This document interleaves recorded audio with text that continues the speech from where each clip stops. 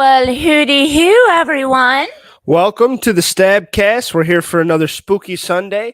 Whether you're watching on the TikTok or you're watching on the YouTube, it's a pleasure to have you. I'm Dizzle, And I am Mindy. And like I said, hooty hoo. yeah, we're here. I'd say it's officially spooky season, Mindy. It's fall. The pumpkin spice is getting broken out. Fucking hate pumpkin The spice. basic bitches are uniting, and the horror fans are coming out, and we're all watching our favorite spooky movies. I like all my friends that are into, even my friends that aren't into horror movies, hit me up around this time, and this is when they start watching them. Yeah, this Like- is the time of the year that we both definitely get a lot of like people asking us like, what's the best for this? What's the best for that? It's definitely our big recommendation season. Absolutely, and that's why it's so fun to talk about our favorites around this time and review some movies. We have more top 10s coming for you later. We got more movie reviews. But we had to put this one in there because yeah. as limited release as it got, because unfortunately it came out right before COVID. Yeah. So it got a very limited theatrical release. Hellfest was definitely put first before this. And I feel like it really hurt it.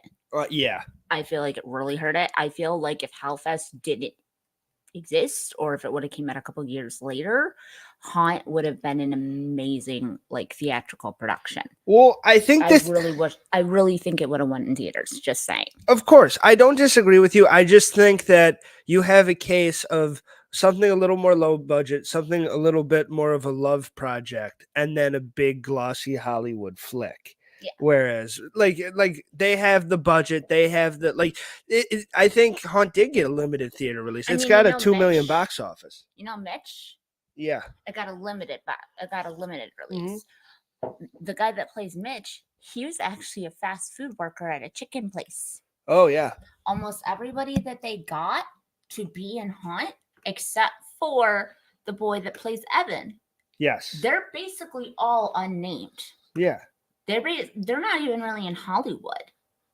I mean, I guess Nathan, the guy that plays Nathan, he was in Strangers Pray at Night. Yes. And one of the bad guys from this was as well. Mm-hmm.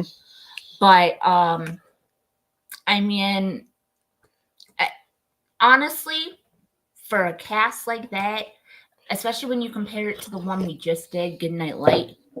Yes. Right there. Acting. Take your acting classes. Go to the Y. Take an acting class. Take an acting class. Take an improv class. Like, it doesn't matter how long you've been doing it for. Take a class. Refresh yourself. By the way, just because life's weird and it comes full circle, and one of the guys in here, Andrew Caldwell, who I'm a huge fan of, and we'll talk about. Everybody hates him. That's the funny thing, is that we love this guy. Everyone hates him in this movie. Every review I've heard, they all shit on him. Really? Yep. First of all, Evan's a great character. Didn't work for me. He's just a generic fat guy. Didn't work for me. He was stupid. Yeah. Well, fuck those guys, because I think he's a great character in this, and I think he's a great actor. And he actually teaches a class in Buffalo, because I think he holds something in Buffalo, and I don't know if he lives there now, but I know he holds a class there. And I'm a huge fan of him, and I think he's great in this. Yeah. And I think all those reviewers are fucking stupid. Exactly. I mean, I don't get it. There's one. He plays this role excellently. There's this one reviewer that's like, oh, well, I just don't get this actor. I don't get him at all. Like, he tries to always be the stupid fat guy, but I don't see anything funny. What do you mean tries to? Yeah. About him. I don't even think he's that fat. Like, I just don't like him. I hate him. And it's like, oh my God, all right. This person has a personal vendetta. That's a critique. I don't even think he's that fat. What kind of a critique is that? The only thing that I was angry about Evan for was when he drops that drink. Yeah.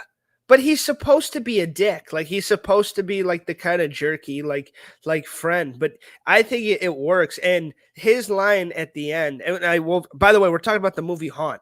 Yes, this is Haunt on Tubi. If you have all been keeping track of the TikTok, which I'm sure you have, there was over 1,000 of you on there this morning. we are doing Haunt from 2019. The producer is Eli Roth. The directors were the same people that made The Quiet Place. Scott Beck and Brian Woods. Yes, they wrote The Quiet Place. Sorry, Yes. they didn't direct it. Yes. And then they had enough money from writing The Quiet Place to direct this movie. Yes. And it worked out like we were talking about the comparisons to Hellfest, because Hellfest is a movie that is based around, it's like a fear fest, like if you go to Six Flags and go to a Fright Fest. It's kind of something like that. And then, but it's like haunted house-ish. This is haunted houses too, but it's more of a backlot, like haunted house, like on the side of the road in a small town. And they paced it right too, I believe. This is honestly a 10 times better movie. Like in the beginning and Hellfest or whatnot, they're like at a freaking nightclub or something inside of this theme park. That doesn't work. So for the kids in Haunt, for them to be at a frat party instead, that works for me. Yeah, you like that. Because that makes me think like they're actually out having a good time on Halloween and they're doing shit. Yeah. And Evan ends up finding the flyer for the creepy ass haunted house and they end up going there even though nobody but Evan wants to. Yeah, like I said earlier, and this is the last like comparison we'll make to it, but just to, because it's a big elephant in the room when you're talking about this film. But that is a big, glossy Hollywood production movie. This is a nice, intimate, psychological, scary movie. Yeah. And I will say that this is a horror movie. I love horror movies. That's why we have this podcast, is to talk about our love for them. I don't get scared by them that much. It takes a lot to scare me in a movie, to sit down in a 2-hour or 3-hour movie and make me go, and like, this is one of those that did that for me. And that's hard to fucking do. And you say, I found it. I made me scream at 5 o'clock in the morning. So then, like 6 o'clock, I texted you and I was like, yo, you need to watch this now. Yeah, this is one of those you recommended to me, you found. And then I, like, a year and a half later, I crap out of me. Yeah. And it's so good. There's so many things about it that I enjoy. And we can start talking about the plot a little bit. I don't want to, give it away too much. One thing I would really like to go on is the fact that they kept this very indie. Yes. And very low budget. It didn't look like it, honestly. It looked like they put some money into it. But all of those actors and the monsters and stuff, they're either extremely unknown or they're not in Hollywood at all whatsoever, like Mitch. Yeah. So it's a very different vibe. And the way that they did was the haunt itself. They actually used a broken down high school. Yeah. That went out of commission in 2007. Okay. And then they did the inside. They did a warehouse because the school just wasn't cutting it. Right. But like, that big shot of them setting everything up in the beginning and whatnot, that's the school. Yeah. And then they switched to the warehouse. So it's a good little Easter egg there just for you. But yeah, like this movie was meant to not do good. It was meant to not have any following. There wasn't anything expected out of it. But as far as I'm concerned, if you can make me scream, especially at 5 o'clock in the morning, you've done your job. Well, it's not every movie is made to make $300 million. That's what it is. When you have movies like this, it's just made for fans and made for people to like fucking check out and become a cult classic and people to enjoy. And this one checks all those boxes. Mm-hmm. This is a completely good. It's a fun Halloween type movie. Like this, like how we were talking about the spooky season. This is one of those you put on with your friends and turn the lights off. Like when you're all hanging out, staying up, drinking, whatever. You have fun and you watch this movie. And it's starring Katie Stevens, who's Harper. And Harper goes through, I will say one of the more controversial parts is that she's in an abusive relationship. And how this movie handles it. Like she's in an abusive relationship, but also she has the past abuse of her father, who also beat up her and her mother. Yes. So as far as relationships goes, that's all she knows is somebody beating the crap out of you. Does that feel hammed in for you, or does it feel natural to the story? So first couple watches, I felt like it was too hammed in. Okay. But then once I saw it again and I decided to just completely shut my brain off and just focus on it, it made sense because that house was so traumatizing to her that when she signs her waiver, she puts down her real address, her mom's house. So, like, we'll go back on that later. But like she even tells the kids, like, I grew up in a haunted house and stuff. But before that, she was saying about how great her childhood was and everything. So definite potential, definite like traumatized girl. But what I like about her is that when shit goes down, she gets running. She does not cower in the corner. She doesn't. I mean, she screams a little bit, but she doesn't like cower in the corner like the rest of them do. She's a fighter. Yeah. She's gonna fight this. She's gonna get the hell out. She's gonna fight. And she does fight. And personally, I think the storyline helps for also the boyfriend kill is cool to add in the end. When it's just a fun another one to add in there. So I think it's great that they kind of set it up for Sam to be the hero. But then but hear me out. Does, yeah, a little bit. Then it's just such sweet justice when he shows up and then gets murked as soon as he gets there. So you didn't even have a chance. Yeah. Like, I don't feel bad for you, but you didn't even have a chance. And it does work in the scene where she's cornered by the fucking scary clown. He takes the devil. She's cornered by the devil, and the way he's looking at her and the way she's like, Sam, and she's like, please don't hurt me, Sam, please don't. And then like he took off the mask and who's Sam? Revealed a horrific face and was just like, who's Sam? And she's like, and I don't know, it works for me as a viewer because I'm taking that as she's finally built up the strength and courage to fight, or maybe not, but she's like, she thinks she's confronting this evil she knows, but no, this is this otherworldly evil that you have no idea you're dealing with. Yeah. And this is something completely different. And it's like a whole nother state of shock. Exactly. And I think it really works in the movie. It really does. And honestly, from us going to like haunted attractions and everything, I think that this made us love the movie that much more. Yes. After seeing that and everything. And the thing is that it is so low budget that it works. They were able to get people that they saw off the street. They were able to do the whole oil thing because oil is technically cheaper than paints. Yes. And so like they did have everything down to the T. Yes. Like these people were like Hills Have Eyes, Cabin in the Wood. No, not even Cabin in the Woods. Cabin Fever, Wrong Turn, motherfuckers. That's who these people were. Hills Have Eyes. That's who these guys are. Except I don't know if they eat people. But It was just a very scary atmosphere. It's super scary. And the one dude, they say his name in the thing. He says that he gives him a name, but I guess it's Mitch. Mitch, yeah.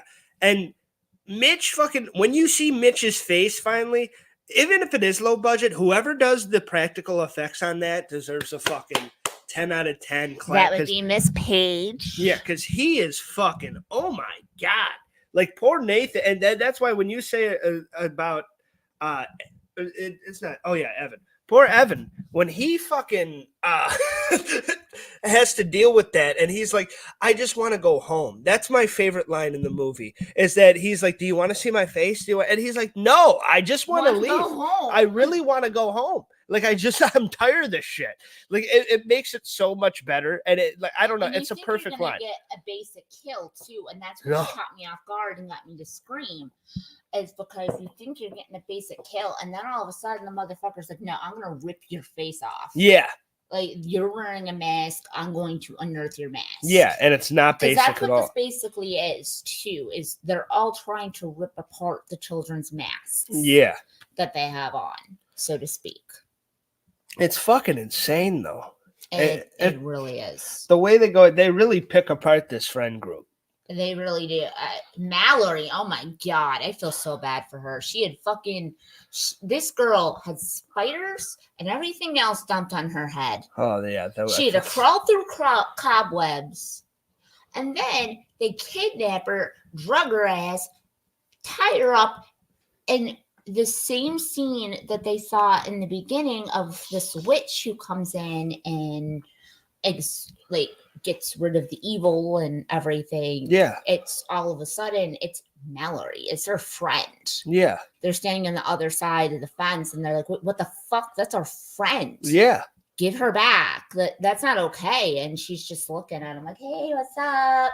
As she like fire pokes the girl in the face. And it's the worst. That is probably my top kill in the thing. Yeah. Because I think that sets the tone for the rest of the definitely movie. The heebie-jeebies. Because that made them wake up and be like, hey, we don't care about you. Yeah.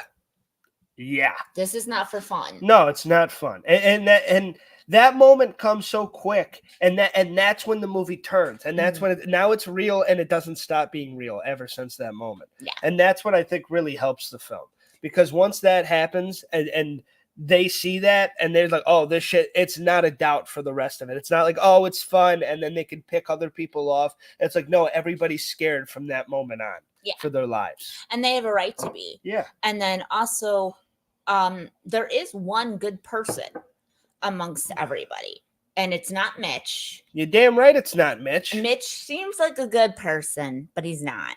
And you find this guy, I like to call him Count Dracula, because he was basically dressed up as Count Dracula. And he gets so scared of the kids because he hears the kids like brutally taking out everyone else. And he's like, I didn't do anything. I'm sorry. Yeah. I just needed a job for the season. I just thought we were going to scare the shit out of kids. And then they started killing people. I'm so sorry. And he was able to get them out. It was, yeah. But that was really cool to me. And then the fact, like I said, how she had already written down her address. So like the clown, the one person she didn't beat, followed her home to her childhood house. And I'm gonna tell you guys right now, she home alone that shit. Oh my God. That's the best scene in the movie. She set everything up to the T. She home alone, Nightmare on Elm Street, all that shit. She had all the traps. Yeah. And I love her for it. Because honestly, that character could have very well been a throwaway pussy character. Yeah, and a victim. And yes, it was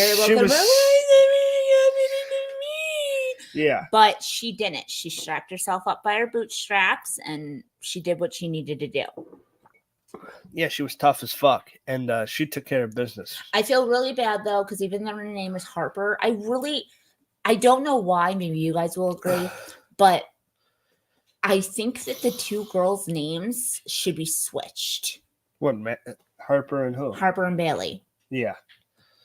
Because Bailey I don't see as a Bailey, and Harper I don't see as a Harper. Okay. It's been way too many times of me mixing up their two names. Okay. I'll be watching the movie and I'll be like, shit, what are you doing, Harper? Oh, wait, you're not Bailey. Harper. Yeah. You're Bailey. Where's Harper? That's funny. So, I mean, and she almost made it out. She did a good job. Yeah. So all the kids did a fantastic job. I would honestly, I don't really even know much more to say about this without making it a huge like documentary kind of thing. We don't really want to do that to y'all. Yeah. Because that can get really boring. But definitely go out in the spooky season. It is free, guys. It is free. And it's better than, so to speak, YouTube. Because it only gives you like 2 or 3 commercials. Depending on what you're watching. If you're watching a movie, you get maybe 3 commercials. Yeah. If you're watching a sitcom that's like 60 minutes long, you maybe get 2 or 1. Yeah. And some of them are even cut in half too. Mm-hmm. So I will say by far Tubi is my go-to service for horror movies. I will say, did you ever think that Mitch was a good guy? Mm-mm. Did it fool you at all? Or did you think, he's probably going to fuck him? As soon as he wouldn't take off his mask right away when they asked him to. Yeah. And I don't know if you can tell this or not, but he goes, oh my God, is she bleeding? I think she's bleeding. I think we might need to get you guys out of here. Who the fuck says that? No, if you're working a haunted attraction and one of the people you're supposed to be entertaining is bleeding and shot the fuck up, you get them out. Yeah. So it was just really weird to me how that wasn't his number one priority. Yeah. He kind of felt like he was dicking him around a little bit. Yeah. He did seem a little pure at some point, but he wasn't. No. Mitch wasn't pure. No. Count Chocula, he was the only pure. And I do like how the boys were like, fuck you to him for like how they were trying to like police him. It didn't work out. They needed a better plan. They should not have let Mitch go last. That was the worst part. Well, no, what they did was they let Mitch go after Evan. Evan went first, then Mitch went, and then Nathan was supposed to go behind Mitch. Yeah. But then that's when Mitch got all the way through and barricaded everything. Yeah, and it was just Mitch and Evan, and then Mitch and then he Evan got Evan outside, and then that's when he fucked with them. Yeah. But I really do love that. You want to see my face? I just want to go home. It's my favorite line in the movie. It's literally my favorite line in the movie because it's so pure and it's so good for a horror movie. He would do too. Yeah, because it's pure Daniel. Like I don't want to do this anymore. I just want to go home. People are dying. Yeah, and he's like, "Oh, you want to see my face?" And it's like, "No, we're in the parking lot. The car's over there. I'm waiting for my friends. I want to leave. I want the lockbox. I want to get the hell out of here. I want to go snuggle up in my bed and fucking forget about this shit." You know, but he didn't get that shot. Poor Evan. He got fucked up. He got fucked. He really did. And honestly, it's the first time that I can say that I liked all of the characters. Yeah, it was a fun cast. Like, it was a fun cast. And actually, what happened was Eli Roth was brought in as a producer. Right. And they didn't have the whole 15 minutes with the kids at first. And he said, if you guys want to make this relatable, if you guys want to get more views, more hits on this and stuff, you got to take at least 15 minutes and you got to flesh your characters. Yes. You guys got to give everyone character arcs. Like, just 15 minutes, not that long. Just flesh everybody out. And honestly, I think that without that advice, they would have been screwed. I agree. I really do. Yeah, I don't think it would have been the same kind of movie. 100%. Do you have a kill of the week, Mindy? My kill of the week, of the movie, would definitely be the Evan kill. Is that the kill of the week? That's a good one. Just because you think he's done, and then he comes at him with the claw. Yeah, and then you see the other shot. His face. Yeah. And then he like batters up, and it's like that was no. Yeah. Like that was way too much. And way too far. far. I liked it. You just took it way too far. Normally, Eli Roth takes things way too far, but this was one of those times where hats off to you. Yeah. You did good. Fantastic. Yeah, I think the directors did a great job.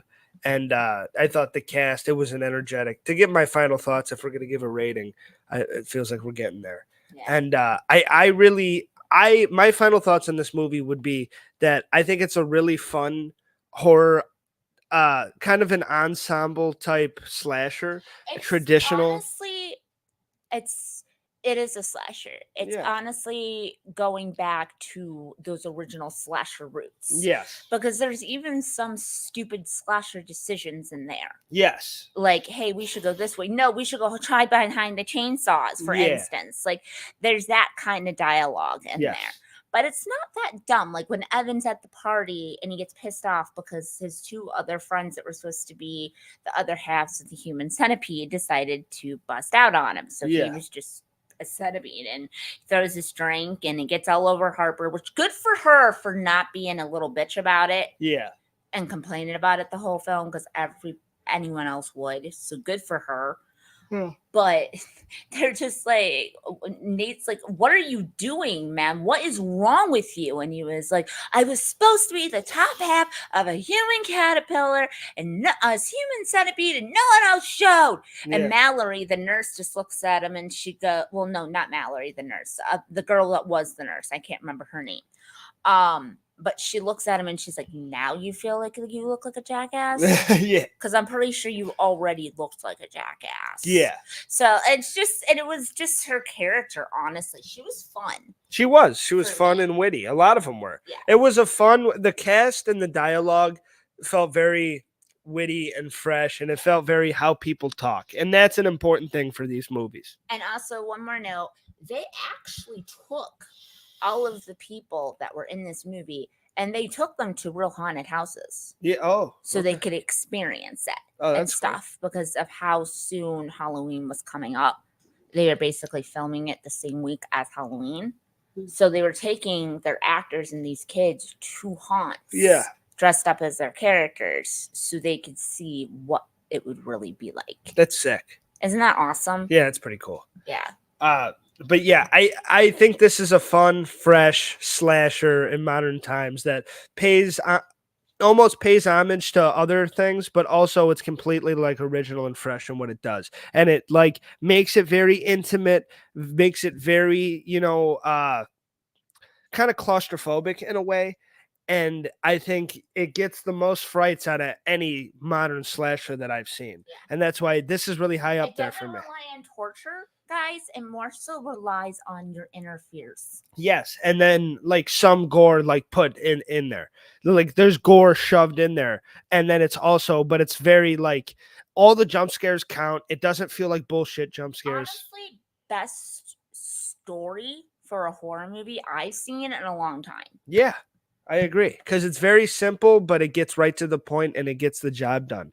And it never gets slow. It never gets boring. You're always like right there with it. I give this a 9.1. This is very high up on my list. You already know my take on it. It's a 9 for me. Okay. I think it was an amazing piece. So for all y'all that are watching on TikTok as well, that's a 9.1 for Daniel and a 9 for myself. But that's because we've seen it before. So, but yeah, it was a lot of fun, Daniel. Yeah, I enjoyed it a lot. And what are we doing next week? Do you know, or? I kind of want to do Ready or Not. Okay, let's do it. I love that. It's on Tubi, and I love that movie, and I saw it. Yeah, let's do it. Ready or Not. Ready or Not, bitches. All right, go on Tubi. Go check it out. We'll give you a big fat hootie hoo. Hootie hoo. Love you guys. Bye. We'll see everybody next time on the StabCast. Bye-bye.